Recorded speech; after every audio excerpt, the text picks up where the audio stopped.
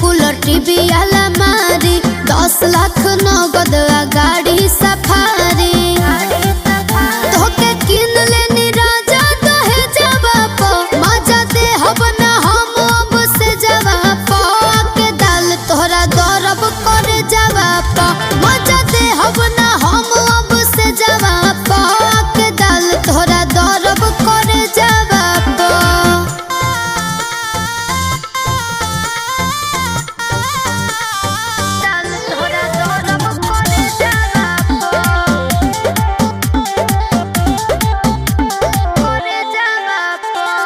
खाना बन